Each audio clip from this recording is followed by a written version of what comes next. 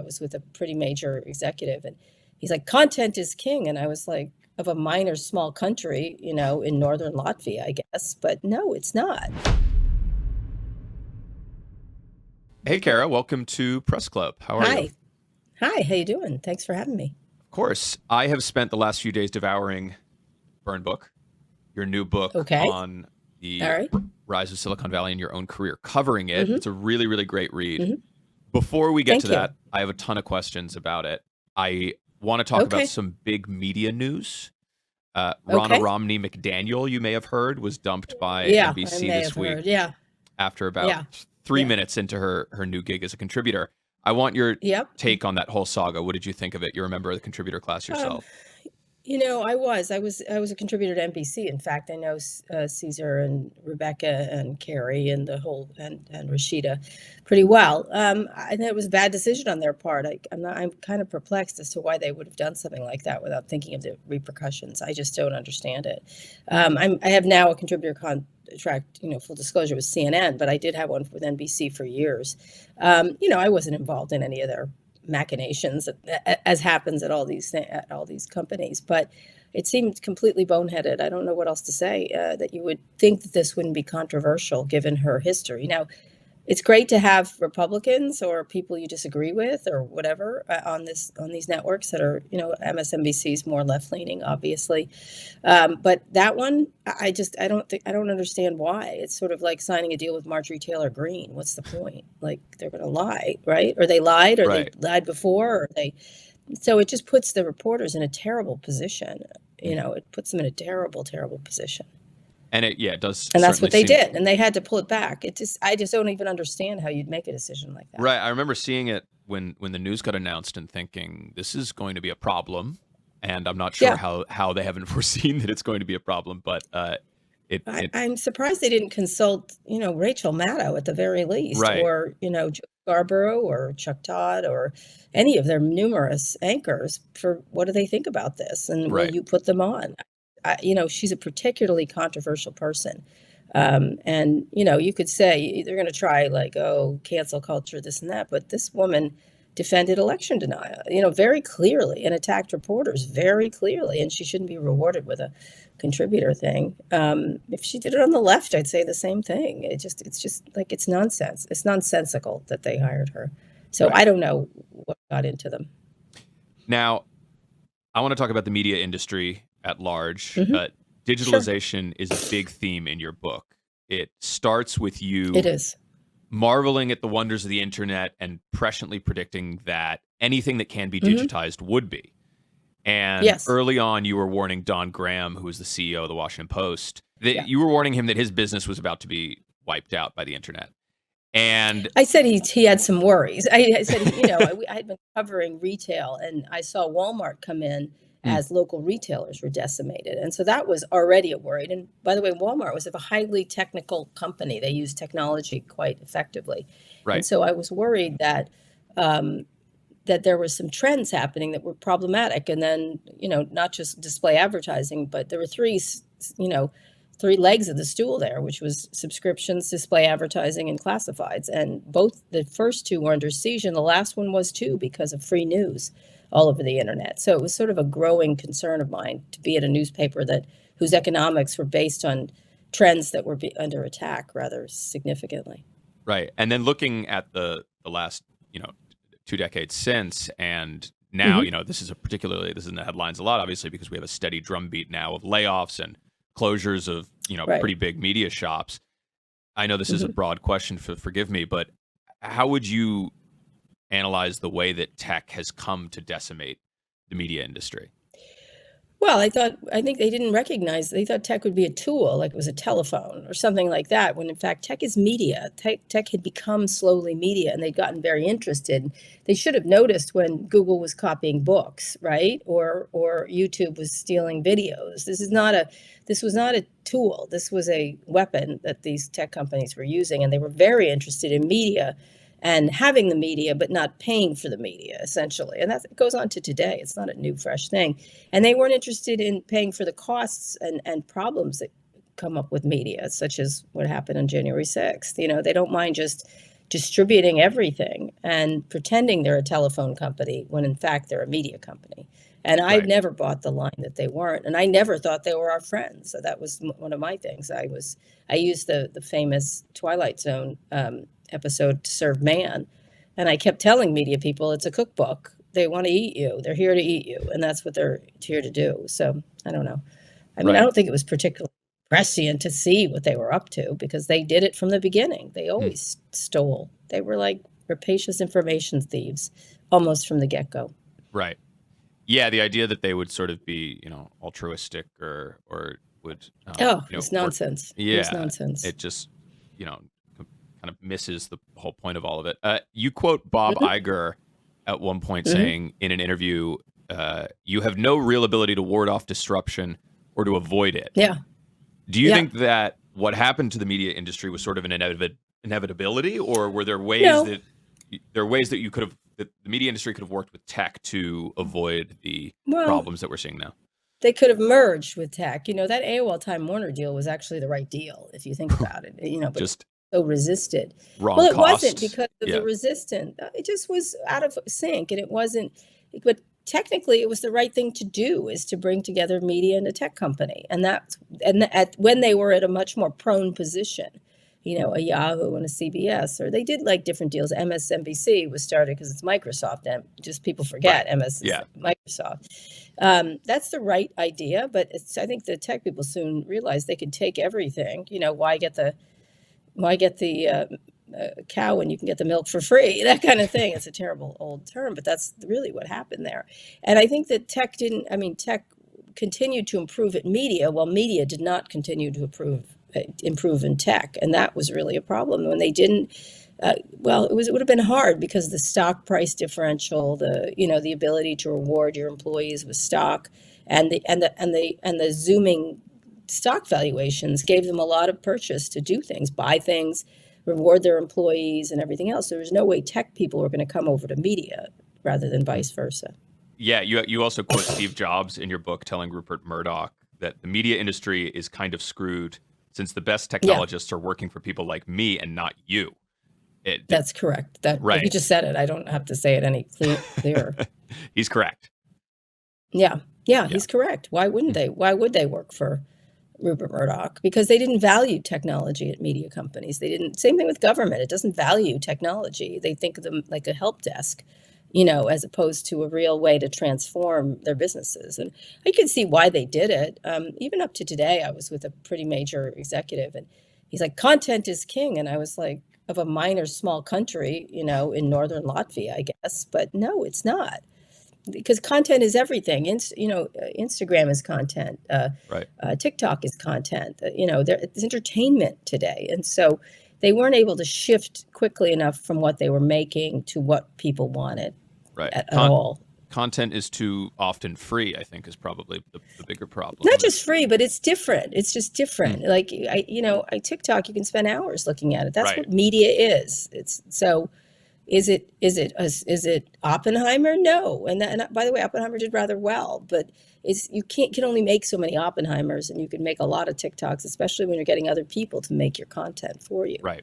where there are no costs. All that is no cost to TikTok, except for loading it up and sending it out. Speaking of Rupert Murdoch, you write in the book that he is old school when it comes to women. Hmm. What was your Yeah. relationship with him like? What was it like working with him?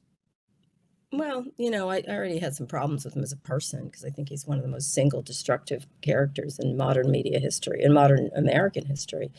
And someone told me this, and I agree with it. Gerrymandering, Fox News, and social media have really done a number on our society, American society. I thought he was a hugely destructive personality around things, and cynical, and he just was your old school media mogul kind of stuff. He never knew my name for a long, long time. He knew Walt's name. I was just the girl that was with him. He's an old guy, so what do you want? I don't get particularly offended by it. It just that was the way he was. Right.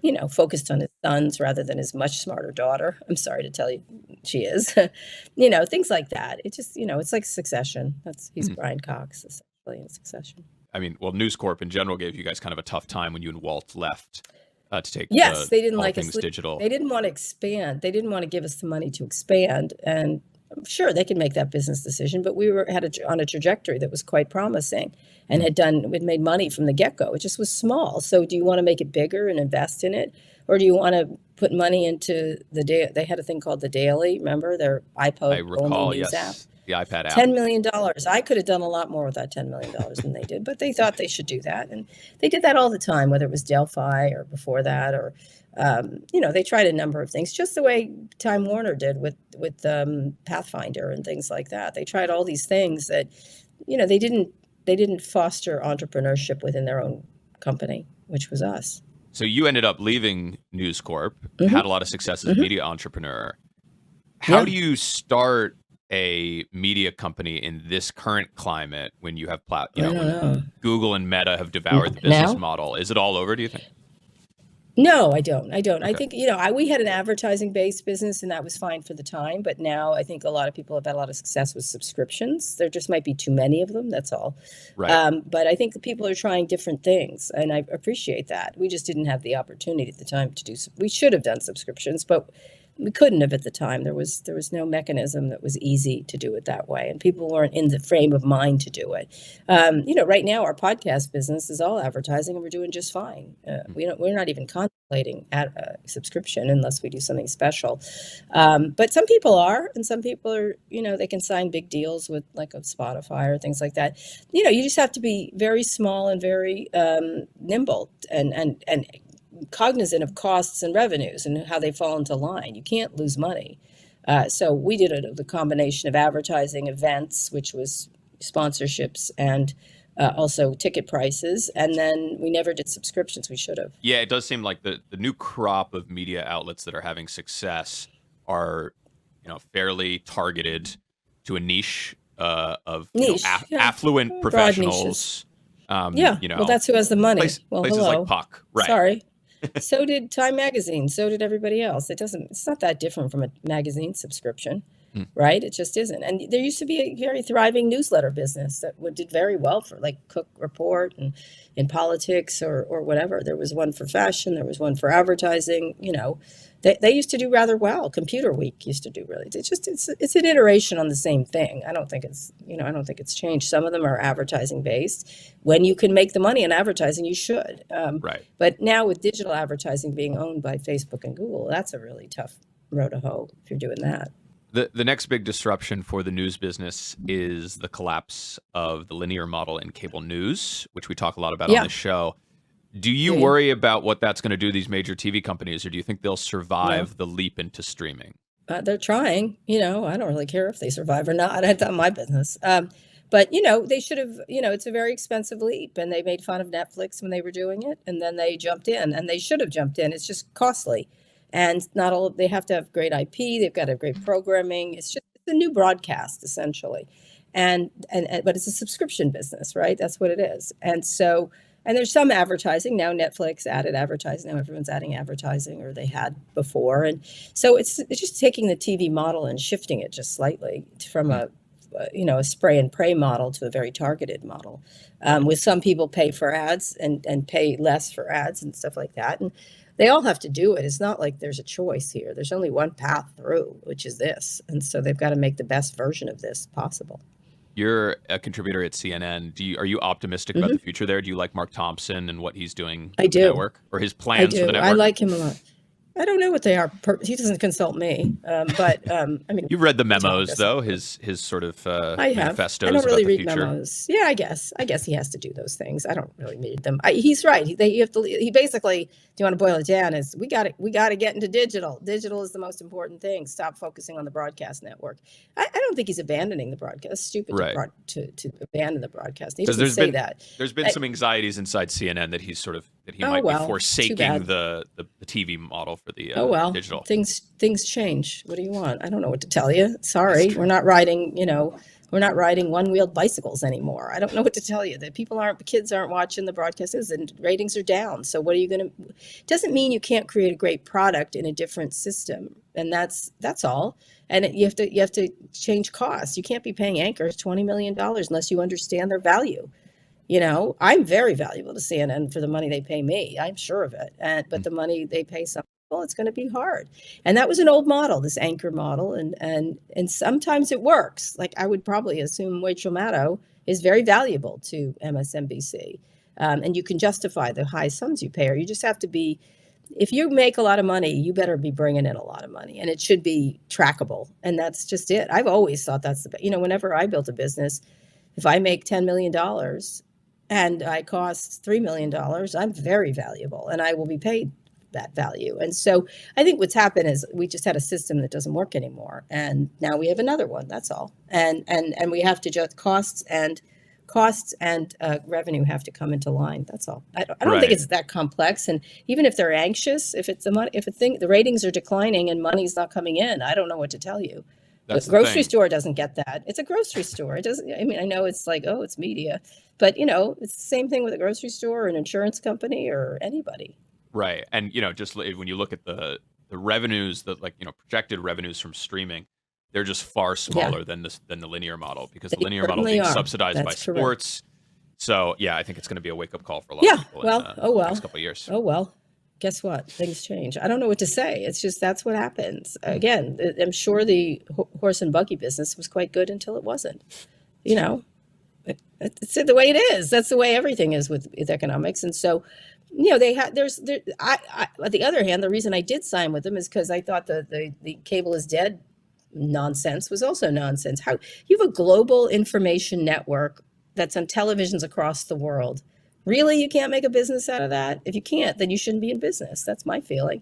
So I think everyone has to be very reductive. Like, it's over. Well, something's over. So what are you going to do to attract users? And even if it's a small user base, you can make quite a bit of money off that small user base. It's true. You just have to. It's not. I don't believe when people go one way or the other, and I don't think it's dead in that regard. I don't think broadcast is dead. I think it's changing. I like the note of optimism. Great. It's not optimistic. I'm just a business person. Just a business. I know, but I'm a business person. How can you not make money? How can you not make money off a global information network with the best brand in the world for news? One of the best brands. If you can't, you go home. Right. That's all. I don't know what to say. Don't be in the business. I want to ask you about an innovative tech entrepreneur who has this really promising startup called Truth Social. It has about $3 million in annual revenue. It's valued at $9 billion. My podcast makes much more than that. I'll just tell you. Is your podcast valued at $9 billion? No, it is not. No, it is not. But I would certainly make more revenue and I make profits compared to. What can you explain? Literally, Pivot makes, I don't know, 2 or 3 times as many revenue. Anyway. As much in revenue annually? You guys should SPAC. No, I don't think so, because we're not an idiotic presidential candidate.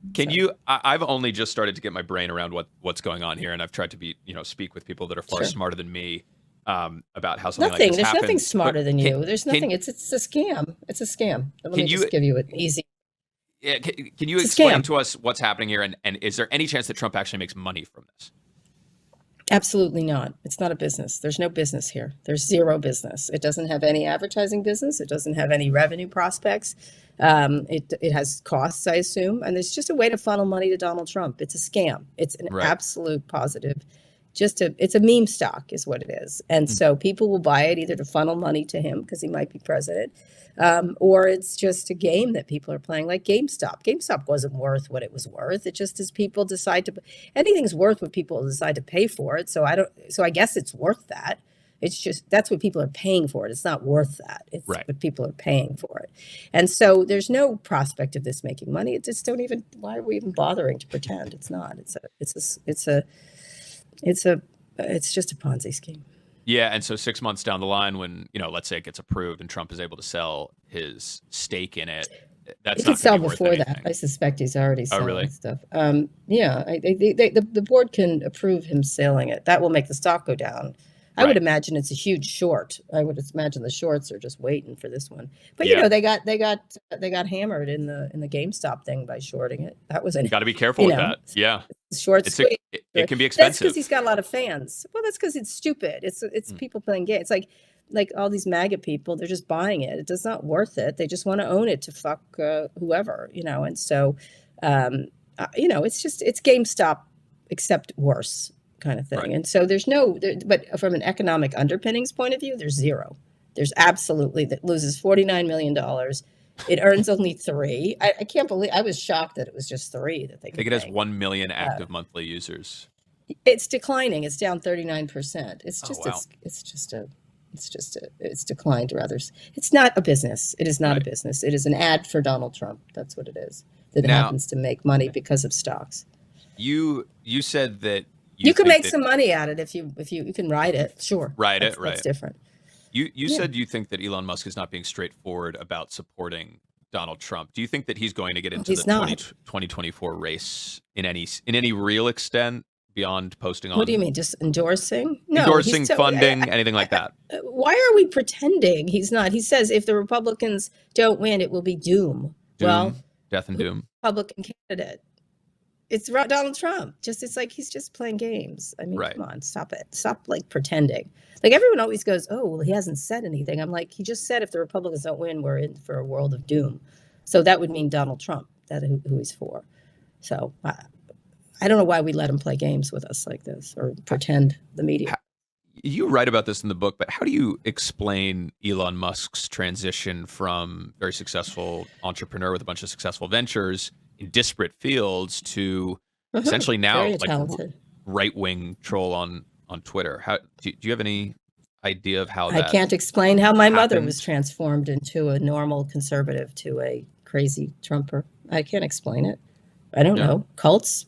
Cults. They're the deleterious effects of too many people praising you because you're rich. I think the mental algorithm, challenges. When I'm looking at the algorithm on Twitter and how it serves up things, you can really kind of watch it in real time how it serves things back up to Elon Musk. He's been radicalized. That's all. I mean, it happens. There's a very good podcast, Rabbit Hole by Kevin Roose, that'll explain to you what happened to a kid. It's the same thing. You get pulled down these rabbit hole conspiracies and it overtakes. It's I wouldn't say it's a tale as old as time, but it's happened dozens of times. Just because it's him doesn't mean it didn't happen here. And so he'll say, that he's in the Matrix and his mind woke up finally. But whatever. Okay. I think when you're really rich, people tell you you're right all the time. And I don't know. I have a lot of kids, and if you raise kids with sugar and constant television, you certainly get a particular kind of kid back. Have you spoken to anyone at X or let's say Linda Yaccarino in recent months? She doesn't speak to me. She doesn't speak to you? No, she doesn't talk to me. How is she doing? She said I sandbagged. She told people I sandbagged her at that disastrous interview she did. At Code. That really reminded me of what I was just saying about Elon Musk. It really felt like she had, in the algorithm, sort of wrapped herself in people that were praising her to the extent that when she was totally unprepared for questions that seemed obvious to me, and I'm sure to a lot of people in that room, but she had not seen them. And I think that is just because it's so easy to put yourself in a silo on I guess platform. maybe she's just not that good at her job. Maybe that's what that is. That's all. It could be it. It's very simple. She was like expecting a big "Hey, go girl" interview, and she got a regular interview. And so, if she can't handle it, she can't stand the heat. Don't be a CEO. That's my feeling on anybody. If you want that title, you need to deal with that title. So she seems to have lasted longer, I think, than a lot of people expected in that role. Though I did notice that when Don Lemon got his contract canceled by Elon, he did not tell Linda before. I think she found out from Don Lemon, which is she did. Shocking. Yes, which means I wonder if she's the actual CEO. Right. Right. She's not. Come on, it's such nonsense. She's just there to be like a heat shield. She's a heat shield for him. That's what she is. Whatever. She likes it. She thinks he's great. It's good. Maybe she'll make some money. I don't know. I think he's ruined her career, but she doesn't care what I think. So she can do whatever she wants. If she makes a lot of money, good luck to her. You write extensively about the dangers of Mark Zuckerberg and Facebook in your book, particularly with regard to the role it played in fueling extremism and misinformation in the 2016 election. Looking forward to 2024, what most worries you about the upcoming election? I think just an acceleration of the tools that radicalize people. I think these tools, these AI tools, are getting better and better, and the ability to target people more carefully, the ability to create fakes, and confusion and take news and make it not news, or the whole panoply of things that's happened before, but at an accelerated basis. Also, the ability of these companies to not be regulated or do content moderation. I think constant repetition of anti-Semitic remarks online is radicalizing. It just is. I think we already have a problem with it's not a new problem. Anti-Semitism has been around since forever. But when you're able to radicalize it and like flood the zone, people are, they stew in toxic waste and they become toxic. It's not, again, none of this is particularly like insightful on my behalf. It's just that these tools are designed to incite and enrage you, and that's what they do. So, if you wonder why you died of lung cancer when you smoked cigarettes, I don't, because you did. Do you think tech platforms have gotten any better since 2016?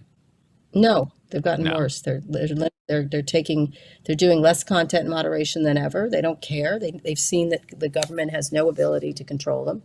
Why? It's a cost. It's a cost. To fix this is expensive. They don't want to spend the money. Right. And why should they if they're not made to? Yeah, they'll take the fines, right? Well, they don't even get fines. Fines would be nice. There's no fines. There's no nothing. I'm thinking There's of no cost. It's literally as if Facebook's $5 billion. Oh, come on. That's a parking ticket. I called it a parking ticket. Come on. It's laughable. Right. It's laughable. 50 would be, I'd like to start with 50 and go to 500. Is there some real pain? Anyone in Congress pushing for, Lots strong, tougher regulations on this? All of them. Really? Some of them. Amy Klobuchar's, Mark Warner, Ken Buck Mike Gallagher. Oh my God, so many. A lot of them have left. But the bills never passed. There aren't any. It doesn't matter. There aren't any. So if you're looking for a bill, good luck finding it. There isn't one. And the one that's there protects them with immunity. So there's none. There's nothing. Right. A plane loses a door and everyone gets sued, and there's investigations and the CEO gets fired, and which is what should happen. And there's lawsuits. None of this happens to tech companies when they make a mistake, or else they never make mistakes, which is not true, obviously. So, right. You started your career. I'd like to have a business like that. That would be great. A business where you have no liability and all upside, no costs. That's fantastic. Just occasionally it's apologize. Also morally ambiguous or morally heinous. Right. You started your career as a reporter, and we spoke earlier about the conference that you launched with Walt Mossberg at the Wall Street Journal. What pushed you to make that transition out of just being a reporter and being more of an entrepreneur? I was always an entrepreneur while I was a reporter. So, when I left the Wall Street Journal itself, because I just didn't like the way they were running things. And instead of belly aching and saying, oh, my bosses suck, which is kind of a waste of my time, I made something else. And that's all. I just felt like there was no risk to me to try something fresh and new. And, if it failed, it failed. If it worked, it worked. I didn't care. It's just, that's how an entrepreneur's like. I'm going to try. I have an idea and I'm going to try to make money from it. And that was really all it took. And I don't particularly like a newsroom where you sit around and complain about the people you're working for. I don't want to be that person. And I had some ideas and they weren't going to do them. So I did them myself. That's all. It really isn't. And I think it's a better way to live. You fielded some offers from outside journalism, right? From these tech companies. I'm wondering yes, I did. What the best offer you got was and whether you were tempted to take it. Depends. Oh, none of them. I got one from AOL early on. It would have been worth hundreds of millions. All of them would have been worth hundreds of millions of dollars. And Google, I think it was an editorial director job. They were all in the editorial area, and I didn't think they had any editorial. So Amazon, Facebook, I think Owen Van Otta was like, come over here, you can do our editorial. I'm like, you don't have any. I probably would have done at least $100 million for each of them. So if not more, probably much more. And I just didn't want to work for them. Again, I didn't want to work for the media companies, but I definitely didn't want to work for the tech companies. And, you can say that I was stupid. Sure. If money was my object, sure. Right. That makes sense. I would have liked to have $500 million. That might have been nice. It's not bad. I also bought Bitcoin early and I lost my Bitcoin wallet or whatever.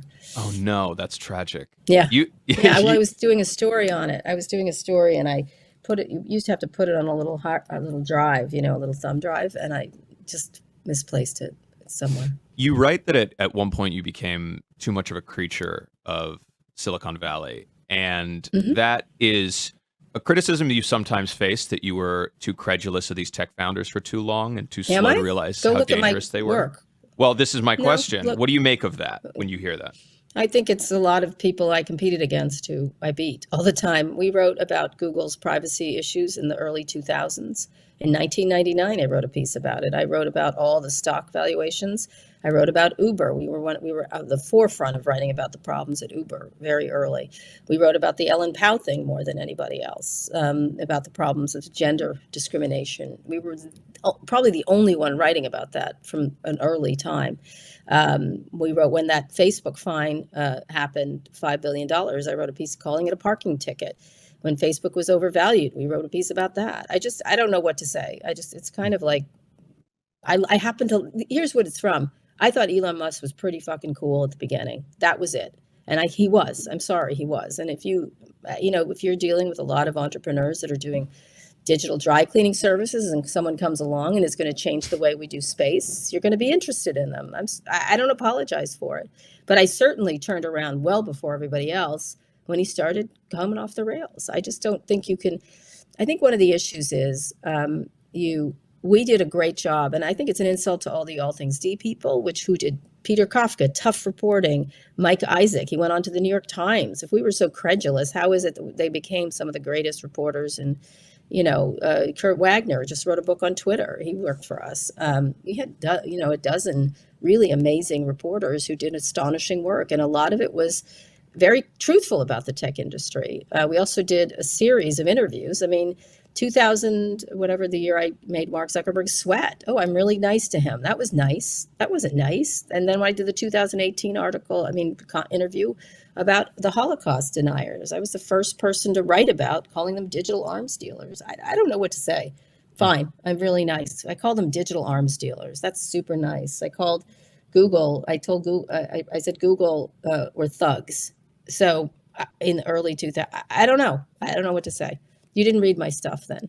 So, but I wasn't unfair. That's what they would like me to kill these people, and I'm not in the business of killing them. And again, I'd like to see their work against mine. Fine, let's have a comparison. It's just not. There's no comparison. There isn't one. I am going to let you go, but first, last Okay. question. I want to name some figures in your book, and I would like for you to describe them in one word, Sure. if possible. If you'll Sure. indulge me. Sure. Okay. All right. Jeff Bezos, Feral. Mark Zuckerberg, Naive. Bill Gates, That's a good one. I don't know what to call him. He's changed so much.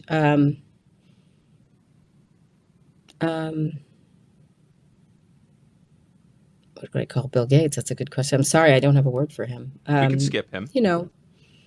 Aggressive. Aggressive. Steve Jobs, Visionary. Elon Musk, Deeply disappointing. Rupert Murdoch, Uncle Satan. Kara Swisher. I did a good job. Kara, thanks so much for coming on Press Club. The book is Burn Book, a tech love story. It's great. It's brilliant. I really enjoyed it. So everyone should Thank go read you. it. Thanks, Kara. Thank you so much.